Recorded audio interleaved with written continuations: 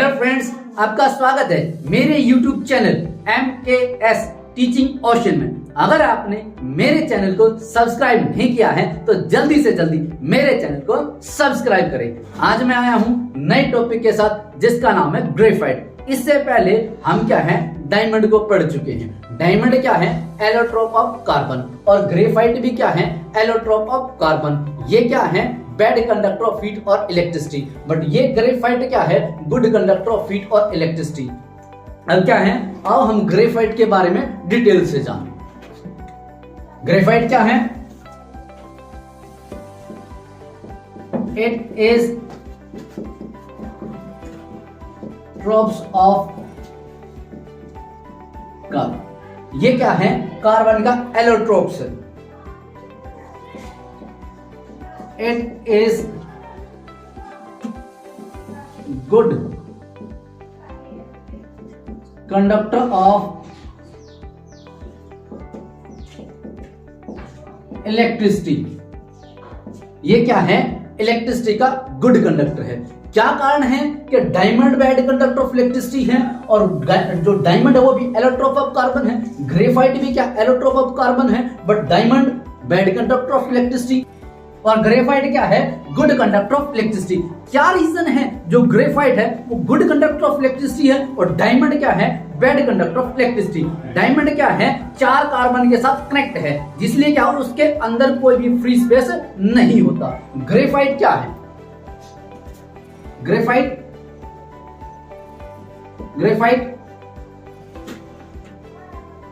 It's contain 3 carbon with a single carbon and single covalent bond। ये क्या है? हमारी एक कार्बन 3 कार्बन एटम के साथ अटैच है और जो क्या है हमारे सिंगल कोवलेंट बॉन्ड है। सिंगल कोवलेंट बॉन्ड के साथ अटैच होने के कारण इसमें क्या एक कार्बन एटम फ्री रहती है, जिसके कारण इलेक्ट्रॉन फ्रीली मूव कर सकते हैं। जब इलेक्ट्रॉन फ्रीली मूव करेंगे तो गुड कंडक्टर ऑफ इलेक्ट्रिसिटी होगी।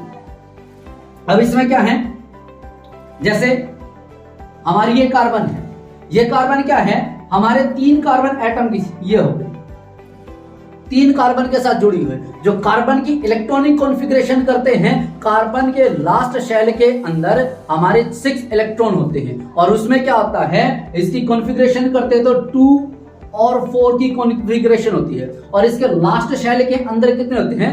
4 इलेक्ट्रॉन होते हैं। अब ये जो 4 इलेक्ट्रॉन हैं हमने क्या किया कि एक कार्बन के साथ हमारे क्या 3 कार्बन एटम जुड़े हुए हैं, यानी कि इसका जो 4th इलेक्ट्रॉन है वो क्या फ्रीली मूव करता है। अब वो इलेक्ट्रॉन फ्रीली मूव करता है जिसके कारण क्या है गुड कंडक्टर ऑफ इलेक्ट्रिसिटी है। डायमंड में क्या है एक कार्बन 4 कार्बन एटम के साथ ज्वाइंट है, इसलिए उसके अंदर कोई भी फ्री स्पेस नहीं होता। जब उसके अंदर फ्री स्पेस नहीं होता तो वो क्या है बैड कंडक्टर ऑफ इलेक्ट्रिसिटी है। जब तक आयन मूव नहीं करेंगे, फ्रीली मूव नहीं कर पाएंगे, तब तक क्या है उसमें से इलेक्ट्रिसिटी पास नहीं होती। यही रीजन है कि आपका जो ग्रेफाइट है इसका एक जो इलेक्ट्रॉन्स है वो फ्रीली मूव कर पाता है। फ्रीली मूव कर पाता है तो उसमें से जो इलेक्ट्रिसिटी आसानी से गुजर जाती है। अब ये क्या है हमारे पास जो कार्बन क्या है इट मेक 2 डायमेंशनल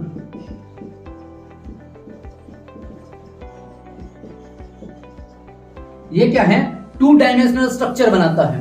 और ये डायमंड क्या है जो ग्रेफाइट है, ग्रेफाइट ने क्या किया 2 डायमेंशनल स्ट्रक्चर बनाई और डायमंड ने क्या है 3 डायमेंशनल स्ट्रक्चर बनाई। और ये क्या करता था कि इसमें एक इलेक्ट्रॉन फ्रीली मूव करता है, उसमें कोई भी इलेक्ट्रॉन फ्रीली मूव नहीं करता और इट मेक 2 डायमेंशनल स्ट्रक्चर। और जो डायमंड है वो क्या है नेटवर्क स्ट्रक्चर बनाता है और ये क्या करता है लेयर स्ट्रक्चर बनाता है। इट मेक्स लेयर स्ट्रक्चर ये क्या करता है, लेयर की फॉर्म में मिलता है। डायमंड क्या है, नेटवर्क की फॉर्म में मिलता है। और इसी कारण क्या है, एक कार्बन के साथ क्या है, हमारे 3 कार्बन एटम अटैच है और एक इलेक्ट्रॉन क्या करता है, फ्रीली मूव करता है, जिसके कारण क्या है, गुड कंडक्टर ऑफ इलेक्ट्रिसिटी होता है। पहला पॉइंट हमने क्या देखा, इट्स एलोट्रोप ऑफ कार्बन, ये क्या कार्बन का अपरूप होता है। It is good conductor of electricity, ये इलेक्ट्रिसिटी का गुड कंडक्टर है। किस कारण गुड कंडक्टर है, क्योंकि इसमें क्या है, एक कार्बन 3 कार्बन एटम के साथ मूव करता है, जुड़ा हुआ होता है, और इसमें एक इलेक्ट्रॉन फ्रीली मूव करता है। जब एक इलेक्ट्रॉन फ्रीली मूव करता है तो गुड कंडक्टर ऑफ इलेक्ट्रिसिटी हो गया। ये क्या करता है, इट मेक 2 डायमेंशनल स्ट्रक्चर, और क्या, इट मेक्स लेयर स्ट्रक्चर। अब देखो जो हमारा डायमंड है, डायमंड में क्या है, हमने क्या था, बैड कंडक्टर ऑफ हीट और इलेक्ट्रिसिटी, और ये क्या था, एलोट्रोप ऑफ कार्बन। उसके बावजूद भी जो ग्रेफाइट है, गुड कंडक्टर ऑफ हीट और इलेक्ट्रिसिटी। और इसमें क्या था, ये 2 डायमेंशनल स्ट्रक्चर बनाता है, और ये क्या करता है, लेयर की फॉर्म में मिलता है। डायमंड क्या 3 डायमेंशनल स्ट्रक्चर बनाता है, और वो क्या है, नेटवर्क की फॉर्म में मिलता है। ये ग्रेफाइट क्या करता है, it is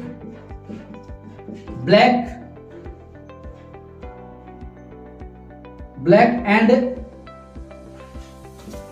soft then diamond. ये क्या होता है, ब्लैक कलर का होता है, और डायमंड से क्या है, सॉफ्ट होता है।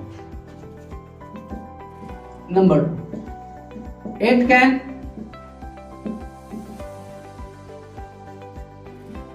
यूज्ड इन पेंसिल, जो हम पेंसिल का यूज करते हैं उसके अंदर भी मिलता है। अब आपने देखा हो, जब आप पेंसिल चलाते हो, ऐसे करके कुछ लिखते हो, तो उसमें क्या एक लेयर क्या है, किसी कागज के ऊपर आ जाती है। अब ये जो लेयर आती है ना कागज के ऊपर, इसीलिए क्या करता है, जो ग्रेफाइट है ना, ग्रेफाइट धीरे धीरे कम होता जाता है। यानी कि जब हम पेंसिल से लिखते हैं धीरे धीरे उसका जो सिक्का होता है वो खत्म होता जाता है। क्यों, क्योंकि डायमंड क्या करता, जो ग्रेफाइट क्या करता, किसी कागज के ऊपर लिखते हैं तो जो अक्षर उसके ऊपर लिखा जाता है वो अपनी एक लेयर क्या है, कागज के ऊपर छोड़ देता है, जिसके कारण धीरे धीरे वो खत्म होता जाता है। ये बिल्कुल सॉफ्ट होता है, और ये क्या होता है, ब्लैक कलर का होता है, और डायमंड से क्या है, सॉफ्ट होता है। और ये क्या, it can use in pencil, जो पेंसिल होती है उसके अंदर भी इसका प्रयोग किया जाता है। अब जो ग्रेफाइट है, ग्रेफाइट की जो स्ट्रक्चर है एक्चुअल में कैसी होती है, अब ग्रेफाइट की जो स्ट्रक्चर है उसके बारे में चर्चा करते हैं। जो ग्रेफाइट की स्ट्रक्चर है मोस्ट इंपोर्टेंट है। इसको क्या है, इसको बनाने के लिए हम क्या करते हैं, देखिए सर,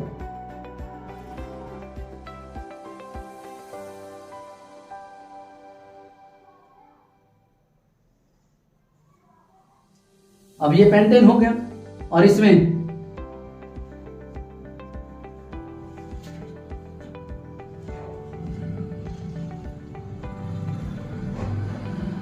हेक्सेन,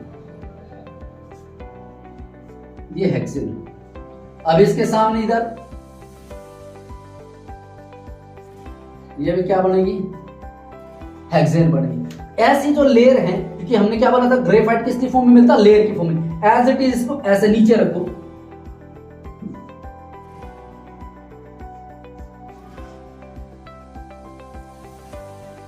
ये हो गया।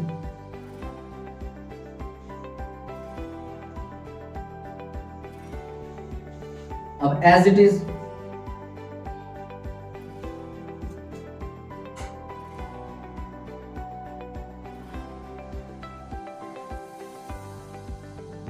अब देखो जरा, अब ये जो पॉइंट है इनको डार्क कर दीजिए, ये सारे के सारे पॉइंट क्या कर दिए, डार्क कर दीजिए। अब आपने डायमंड के अंदर देखे थे, डायमंड के अंदर कितने थे, 29, और जो आपका ग्रेफाइट है उसमें हम काउंट करते हैं कि हमारे पास ये डॉट हैं वो कितनी है, कितने नहीं है। अब दोनों के दोनों जो स्ट्रक्चर हेक्सेन की है और किसकी फॉर्म में है, लेयर की फॉर्म में। कितना आ गया, 1 2 3 4 5 6 7 8 9 10 11 12 13। अब क्या हो गया, 26 हो गए। अब ये एक लेयर 13 की ये है और एक लेयर 13 की ये है, टोटल डॉट्स कितने हो गए, 26 हो गए। अब हमने क्या है, जब इनकी स्ट्रक्चर बनानी है तो ये जो सारी जो डॉट है ना, डॉट उनको एक दूसरे से ज्वाइंट करने हैं, और इस तरीके से ज्वाइंट करने के हर लेयर आपको शार्प तरीके से दिखाई दे। तो इसलिए क्या ये डोटे बनाई गई हैं। इन डोट को क्या करते हैं आप थोड़ा सा और बड़ा बना सकते हैं। जब इन डोट को ज्यादा बड़ा बनाओगे तो इनको क्या है बड़ी आसानी से एक दूसरे से ज्वाइंट करना है। अब ज्वाइंट करने के लिए आप क्या करोगे कि ये जो पहली डॉट है उस पहली डॉट को इस पहली डॉट के साथ, दूसरी को दूसरी के साथ, तीसरी को तीसरी के साथ है। जब आप ऐसा करोगे इसमें ये वाली डॉट तो आपको शार्प दिखाई दे जाएंगी, पर यहाँ पे जो डॉट है वो शार्प दिखाई नहीं देगी। अब देखो जरा, हमने ये वाली डॉट इसके साथ कनेक्ट कर दी, बीच वाली डॉट बीच वाली के साथ कनेक्ट कर दी, और नीचे वाली डॉट क्या है नीचे के साथ कनेक्ट कर दी। अब ये क्या है आपने बिल्कुल सीधे से स्केल का यूज करके बिल्कुल सीधे तरीके से एक दूसरे से मिलानी है। अब ऐसे जब आप इनको मिलाओगे इनमें आपकी थोड़ी सी गड़बड़ हो सकती है। कैसे हो सकती है? जब ये एक दूसरे से ज्वाइन करेंगे तो लाइनें एक दूसरे से मिक्स हो सकती है। आपने इस तरीके से मिलाना है कि लाइनें एक दूसरे से मिक्स ना हो। इसको बनाने के लिए आप क्या करोगे, दूसरी भी स्ट्रक्चर बना सकते हो। दूसरी स्ट्रक्चर का मतलब क्या है कि आप इस लेयर को खत्म कर सकते हो। ये वाली जो लेयर है अगर आप इस लेयर को हटा देते हो, ये वाली जो लेयर है इसको शार्प दिखाने के लिए, ये वाली जो लेयर है इसको शार्प दिखाने के लिए अगर आप इसको हटा देते हो, ये वाली, अगर आप इसको ज्वाइंट करोगे तो अब हर आपका जो डॉट है वो आसानी से क्या करेगा मिलता हुआ दिखाई देगा। अब इसको इसके साथ, पहले को पहले के साथ, दूसरे को दूसरे के साथ। ये डॉट बनाने का उद्देश्य क्या है कि आपको हर एक जो डॉट है वो सही तरीके से मिलती हुई दिखाई दे। इनको डार्क कर दीजिए। अब क्या करेंगे, अब ये जो पॉइंट है जब आप इनको मीट करते हो मिलाते हो तो आप यहां से ही पॉइंट ले सकते हो, यहां से भी ले सकते हो, यहां से भी ले सकते हो। ये बिल्कुल सीधी दिखाई देनी चाहिए। अब हमने सपोज करो यहां से ले दिया, इसको इसके साथ मिला दिया, इस डॉट को हमने इसके साथ मिला दिया, इस डॉट को हमने इसके साथ मिला दिया, और इस डॉट को हमने इसके साथ। ये क्या होगी आपके ग्रेफाइट की स्ट्रक्चर होगी। ये किसकी फॉर्म में होगी, लेयर की फॉर्म में। अगर हम क्या एक और पेंटेन बनाते, हेक्सेन बना देते, उसमें क्या होता कि जो पॉइंट एक दूसरे से मीट करते तो यहाँ पे आपको हर एक पॉइंट दूसरे पॉइंट के साथ मिलता हुआ सही तरीके से दिखाई देता है। पर उसमें क्या होता, जब आप लेयर मिलाते ना, लाइनें मिलाते, तो एक दूसरे के साथ सही तरीके से नहीं मिल पाती। इसलिए मैंने इसको और आसान करने के लिए जो एक पेंटेन हेक्सेन की जो लेयर थी उसको हटा दिया। अब हमारे पास ये हेक्सेन, ये हेक्सेन, ये हेक्सेन, ये हेक्सेन, दो हेक्सेन हो गए। और हमने क्या बोला था, ग्रेफाइट किसकी फॉर्म में होता है, लेयर की फॉर्म में होता है। इसलिए एक लेयर हमने ये ले दी और एक लेयर हमने ये भी हेक्सेन की लेयर है और ये भी हेक्सेन की लेयर है। इससे पहले हमने क्या कर दिया था, ये जो लेयर थी इधर हमने एक और हेक्सेन रख दिया था और इधर भी एक और हेक्सेन रख दिया था। उसमें डॉट ज्यादा होने से जब आप मिलाओगे तो उसमें पजलिंग हो सकती है। और ये जो डॉट लगाई गई है इसका मतलब क्या कि हर एक जो डॉट है वो शार्प दिखाई देनी चाहिए। और इसमें क्या है, जो पहली डॉट उसको पहली के साथ मिलाओ, दूसरी को दूसरी के, तीसरी को तीसरी के, ऐसे ही पहली को पहली के साथ, दूसरी को दूसरी के साथ, तीसरी को तीसरी और चौथी को चौथी के साथ। ऐसे ही इसमें पहली को पहली के साथ, दूसरी को दूसरी और तीसरी को तीसरी के साथ। ये क्या हो गया, आपकी ग्रेफाइट की स्ट्रक्चर होगी। और ग्रेफाइट क्या है, एलोट्रोप ऑफ कार्बन है। एलोट्रोप ऑफ कार्बन होने के बावजूद भी ये क्या है, गुड कंडक्टर ऑफ हीट और इलेक्ट्रिसिटी होता है। और ये क्या काफी सॉफ्ट होता है। सॉफ्ट होने के कारण इसका प्रयोग क्या है, पेंसिल में किया जाता है। आज का हमारा टॉपिक यही समाप्त होता है। यदि आपको हमारी वीडियो पसंद आए तो ज्यादा से ज्यादा लाइक करें, शेयर करें, कमेंट्स करें और हमारे चैनल को सब्सक्राइब करना बिल्कुल न भूलें। Thanks for watching.